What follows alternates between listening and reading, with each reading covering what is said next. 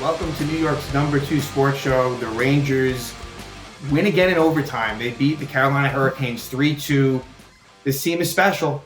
They really, really are. There's not enough that I can say about this team. Artemi Panarin gets the game winner. And Panarin, obviously, we know what happened last year and the year before that, where he, was the major source of criticism, and a ton coming from me, where he just was almost a detriment. And we know what he's capable of. It's just been an amazing season for him. And it's just incredible what this team does. They give up a goal late in the third period with 1:36 to go, goalie pulled. And in years past, we've seen that bite them in the butt, where, that heartbreaking loss. And, it could turn a series. Not that, and if the Rangers lost this game, it's not as if I thought that they would lose the series, but it would have been a lot more mileage. And if Carolina wins game 3, all of a sudden there's a good chance you're looking at least a 6 or 7 game series. Now Rangers have complete control, up 3-0. They're 7-0 in the playoffs. Last time that they were 7-0 to start the playoffs was 1994. And that year they lost game 4 to the Washington Capitals in round 2. So if they were to get the sweep against the Hurricanes, that would be a record 8-0. Crazy to even be saying that. It's just, ridiculous. But the Rangers match up well against Carolina. We've known this. I think Ranger fans that have watched, it doesn't come as much of a surprise. Now, look, these games have been close. So the Rangers, I think fortunate's the wrong word, because I like how they've played. So being up 3-0, it's not like they've been lucky to get there. But, a bounce here, bounce there. They could have lost one of these first 3 games, certainly. But, Igor Shesterkin, great again. And I think with Igor, he gets better as he sees more action. And that was the case in this game. No question about it. Carolina, puts up 47 shots. Igor makes 45 saves. And he was so good versus the Hurricanes in 2022 as well. So love what I've seen from Shesterkin. He's got to be in the Hurricanes' heads just a bit. But, yeah, the Rangers are up 3-0 in this series. And everything is just kind of going their way. It's pretty unbelievable. And returning to the lineup is Filip Chytil. Peter Laviolette just seems to know when to push. He's pushing the right buttons. And I think that, look, the Rangers we saw in years past maybe not have the best coaching when they needed it. Gerard Gallant, was a big reason why that 2022 team went where they did. He, from David Quinn, the transition was a good one, but yet he wasn't good at making adjustments. I think that they were listening to him clearly, the attitude was right. I think they really started to tune him out by the end of last season, but Laviolette is a great motivator and just the perfect hire for this team. And bringing in Chytil now, for many reasons, makes sense. He had been ready for a while, but the Rangers kept on winning. So they didn't, know when the right time exactly to put him in. And Matt Rempe, has done a nice job. He's a fan favorite, but on the road now, Rod Brind'Amour has that last change. And not only that, but Filip Chytil has fresh legs.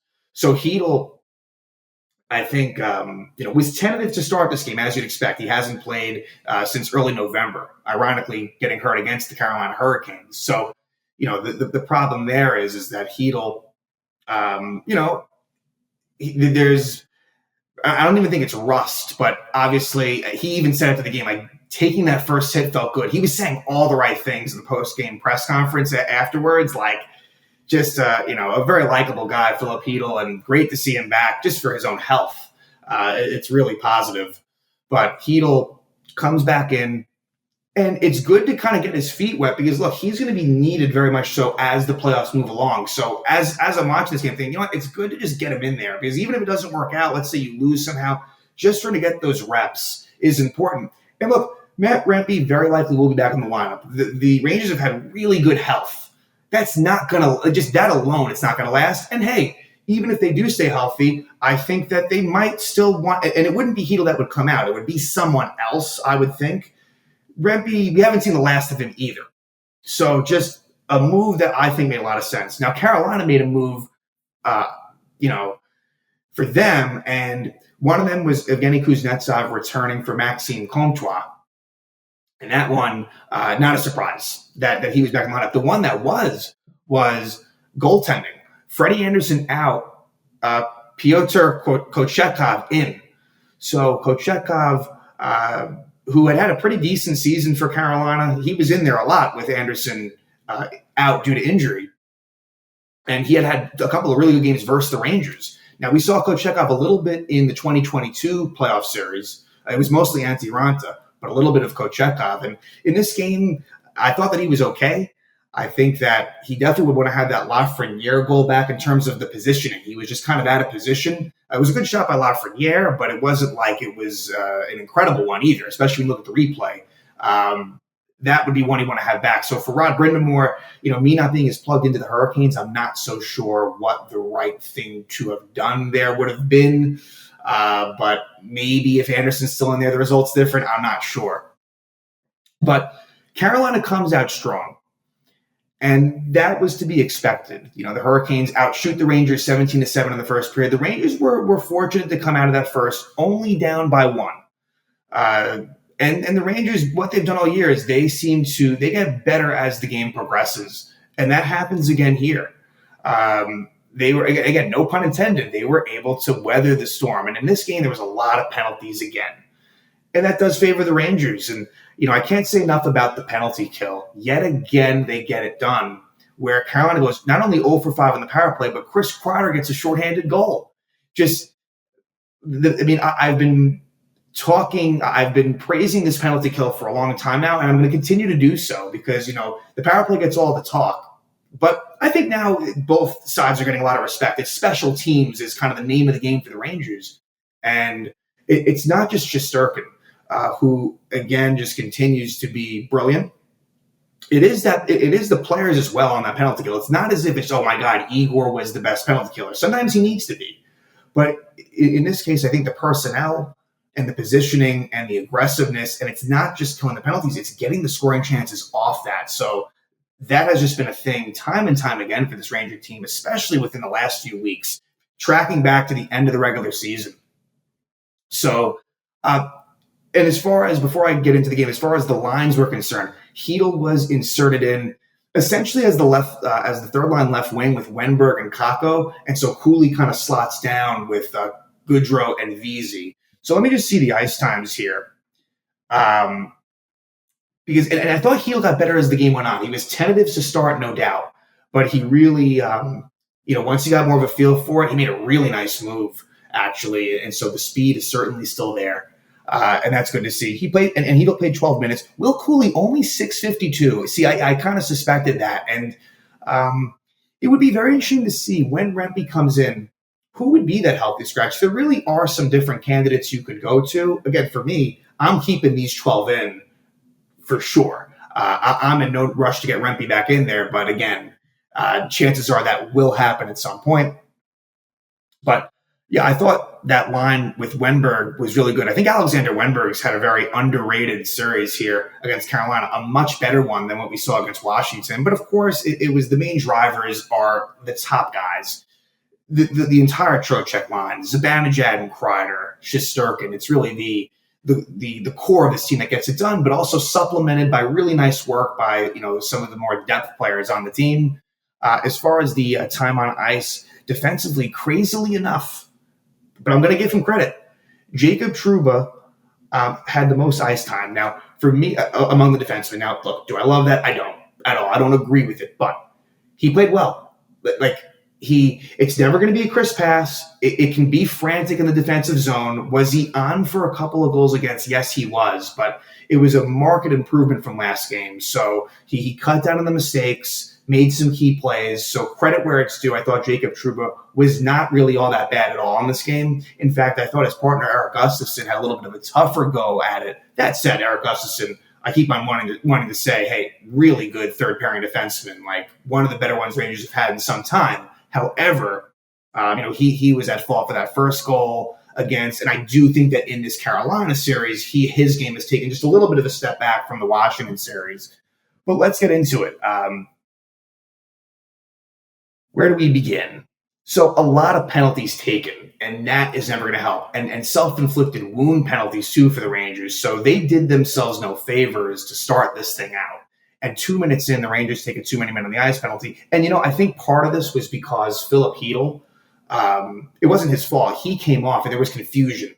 And it was either the fault of Cooley or Goodrow. Now, I guess my guess would be that it was Cooley, just because, again, Goodrow's a veteran and Cooley's a rookie. I'm still not sure, though, and so I don't want to make that exact statement, but it was one of them based on what I can tell. And I really do think because Chytil, I think, was the left wing and Wenberg was the center, there was some sort of miscommunication there, and it leads to Rangers going on the penalty kill. They do, of course, sound like a broken record, they kill it off. And then at 5:18, you have matching minors. And honestly, for me, I didn't think that either needed to be called. I guess you're more upset if you're a Carolina fan. It's Wenberg for holding Svechnikov, and then Svechnikov called for embellishment. Didn't really see it as embellishment for Svechnikov, even though I must say, he's the type that I think would embellish. But in this case, he seemed like he was going for the puck. I don't think you really needed to call Wenberg for holding. I think that they could have stayed away from this one. But anyway, it becomes 4-on-4.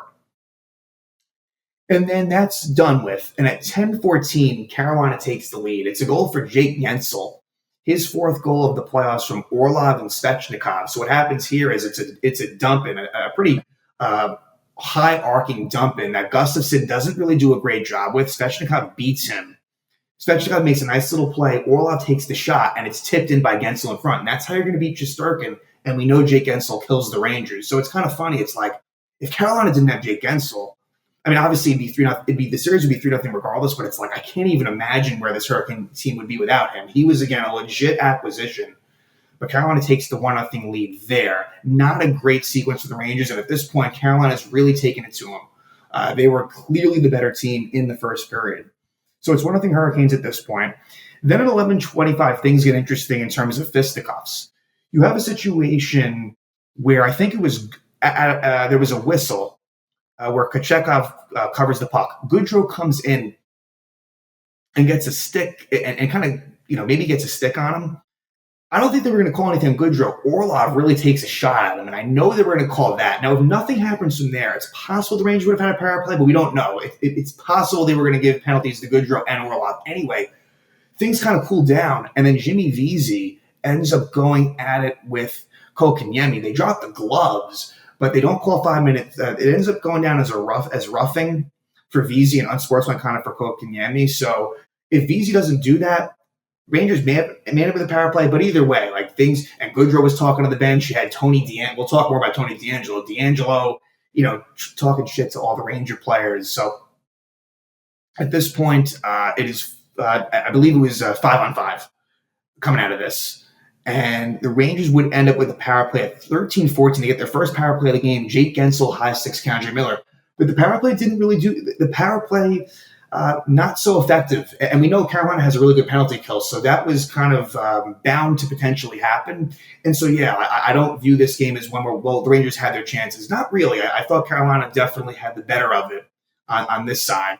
So the Rangers don't score there. And we leave the first period 1-0 Carolina. I'm trying to think if there were any other things to note from that period. Nothing's really coming to mind. Again, Chytil getting his, sea legs under him.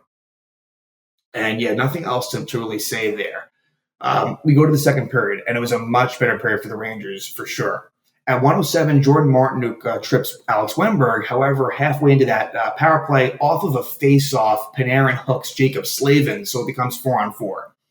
Then at 4:26, Brady Shea is called for interfering Vincent Trocheck. And so the Rangers, of course, have a power play here. They don't score on that. And then at 7:39, you get Adam Fox tripping Jake Guentzel.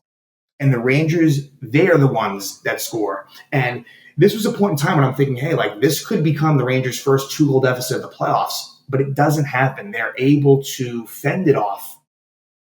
And it's such a swing because Carolina has this chance to take a multi-goal lead. And instead what happens is it goes back down the other ice, and it's the Zibanejad-Kreider combination. So while the Trocheck line is really the drivers as far as 5-on-5 offensively, so much credit needs to be given.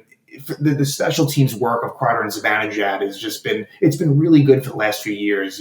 Ever since Kreider got moved to the penalty kill, which must have been about 3-4 seasons ago. It's just been a deadly combination. So Zibanejad is able to find Kreider, and Kreider just zooms past Brent Burns. I think Brent Burns has been a definite liability for Carolina. That's where that old age, definitely he's just, he's still a player that is effective offensively, but I think if you were to ask a Hurricane fan, he's got to be driving you a little bit nuts. And so Kreider moves on in and is able to get that backhand 5-hole past Kochetkov. So that is Kreider's 4th goal of the playoffs, giving assist to Mika Zibanejad, who continues to rack up points. And so I believe he has recorded a point in each of the first 7 playoff games. So that ties it up at 1. And then after that, there was a penalty taken by Jack Roslovic. Not a smart penalty by Roslovic. It's a hooking penalty. He hooks Martinook at 10:57. And on this penalty kill, I think it was this one, there was another chance where Kreider hits it off the post, coming in with speed, fed by Zibanejad, and it almost happened again. But the Rangers kill it off. Rangers had a lot of odd man rush opportunities. So I should have mentioned that Panarin had a breakaway after his hooking penalty that he was unable to score on. Vincent Trocheck, I think after the Ranger penalties were over, he had an opportunity on a breakaway that was stopped by Kochetkov. So just so many chances for the Rangers. It was a much different second period than the first. Way different. So we go to the third, tied 1-1. And hey, that's kind of the Rangers' bread and butter. They have been really good in tie games, close games, going to the third period. And in the third, it was a little bit more low event hockey naturally. And I guess part of that is because the Rangers do eventually take the lead. And so they were kind of in protection mode. But I thought the Rangers actually were really keeping it going and were playing very well until it got tied. It wasn't like one of those things where the Rangers took their foot off the gas. There is no criticism from me as far as the Rangers and how they handled it. So, third period, at 6:25, Alexis Lafreniere gives the Rangers a 2-1 lead. It's his 3rd goal of the playoffs, 3rd goal of the series from Panarin and Trocheck. So this was a face-off win by the Rangers in the neutral zone. And what happens is Braden Schneider gets it over to Panarin. Panarin deflects it, and it becomes a situation where it's Aho versus Trocheck, and Trocheck takes the hit to make the play happen. That's what Vincent Trocheck does. This guy is a playoff performer, and so it leads to a situation where it's Panarin and Lafreniere with D'Angelo and Shea back, and Panarin finds Lafreniere, and he gets the great pass by Panarin, quick release by Lafreniere, and Kochekhov's going from one side to the other. He's not able to get over there, and Lafreniere scores. So it gives Rangers a 2-1 lead. So you're feeling pretty good at this point. And I thought the Rangers really played very well from here on out. At 9:12, D'Angelo's called for slashing Jacob Trouba. So a very undisciplined penalty by Tony D'Angelo. And of course, this is part of Tony D'Angelo's game. I will say, though, looking at the replay, Trouba definitely did embellish a bit, but it's just D'Angelo losing his cool. What does suck is the Rangers were not able to take advantage of that. That would have been pretty sweet to see the Rangers score a power play goal, take that 3-1 lead with D'Angelo leaving the box. It doesn't happen. And then, in fact, the Rangers take a penalty at 11:38. Braden Schneider is called for cross-checking Jake Gensel. And the Rangers penalty kill does it again. They kill it off. And I thought the Rangers really stuck with it. 4 minutes left, 3 minutes left. Like they were still being aggressive. Carolina wasn't getting opportunities until they pulled the goalie. And at 6-on-5, Carolina, it doesn't go down as a power play goal, but they do get a goal with the man advantage. Andrei Svechnikov ties it up with 1:36 left. His 2nd goal of the playoffs from Aho and Shea. And so this was a pretty demoralizing feeling. And one in which, look, like if Carolina comes back and wins this game in overtime, like the whole vibe is entirely different.